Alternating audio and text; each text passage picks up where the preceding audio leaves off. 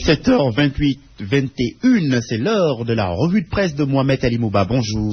Bonjour Ismaël et bonjour à tous. Elle a eu une drame de Mina. Le bilan passe de 7 à 10 morts du côté des pèlerins sénégalais. Et oui, le décompte macabre se poursuit, mais il s'alourdit de jour en jour. De 7, le bilan passe à 10, répercute Sud Quotidien.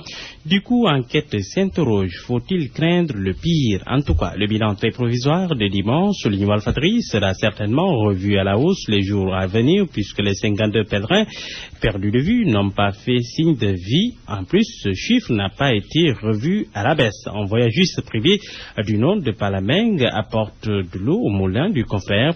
Ce qui est sûr, raconte ce voyagiste, c'est que la personne disparue est soit à l'hôpital, soit à la morgue. D'après les décomptes des voyagistes privés poursuivis par la Meng, il y en a eu au moins 70 qui sont dans ce cas. Je connais un voyagiste qui, à lui seul, a enregistré près de 17 portées disparues. Si ce bilan évoqué par ce voyagiste confirme, explique Walfadjri, le Sénégal ferait partie des pays africains les plus touchés par cette bousculade qui a fait près de 800 morts et environ 1 millier de blessés. Dans la foulée, enquête annonce que 18 pèlerins ont été retrouvés, mais pour Mankeur Ndiaye, le ministre des Affaires étrangères, difficile d'avoir des chiffres exacts. Il prêche la prudence. 3 jours de deuil national décrété. 3 jours de deuil national pour le repos de l'âme des victimes. Ainsi en a décidé le chef de l'État de retour hier de New York où il prenait part à la 70e Assemblée générale des Nations Unies. Le populaire de constater que le président de la République a exprimé sa compassion à l'endroit des blessés et des familles des personnes portées disparues. Il a affirmé par ailleurs que les recherches vont se poursuivre en relation avec les autorités saoudiennes. Les drapeaux vont être mis en berne sur l'étendue du territoire national. Ce à partir de ce jeudi.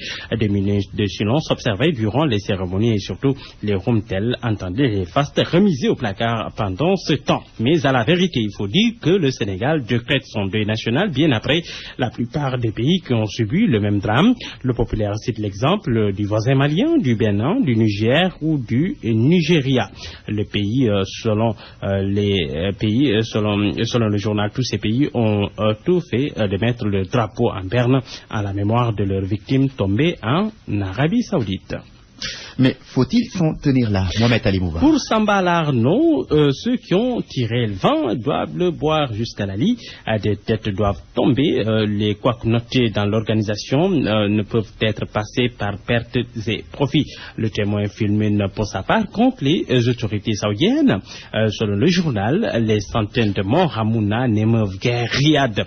Le royaume saoudien en a cure dès lors que le pèlerinage est pour les Saouds un gigantesque business rituel qui apporte donc à cette famille plus de 45 000 milliards de fonds CFA, à peine moins que les revenus du pétrole. Pour le président du cercle des intellectuels soufis, Serigne Fallou Dian, cette tragédie remet en question le leadership islamique de l'Arabie Saoudite. De l'illégalité au ministère de la place Washington. Oui, tout simplement bizarre ce qui se passe au ministère de l'Intérieur. Selon l'Observateur de ce matin, pas moins de 6 directeurs généraux continuent d'officier alors qu'ils sont frappés par la limite d'âge. Ils devraient donc faire valoir leur droit à une pension de retraite. Il s'agit entre autres du directeur de l'École nationale de police, Demba Sarr, le directeur des passeports et titres de voyage, le commissaire Sall, le chef du comité international de lutte contre la drogue Mafal Fall, entre autres directeurs généraux. Maître Hassimou Touré, avocat à la Cour, avertit tous les actes posés par les retraités peuvent être attaqués devant le Conseil d'État. Et puis à la une de l'AS, cette fausse alerte à la bombe au Radisson, souvenez-vous, la police semble tenir un suspect. L'AS nous dit qu'elle traque un proche de Cellou d'Alain Diallo. Merci Mohamed Ali Mouba.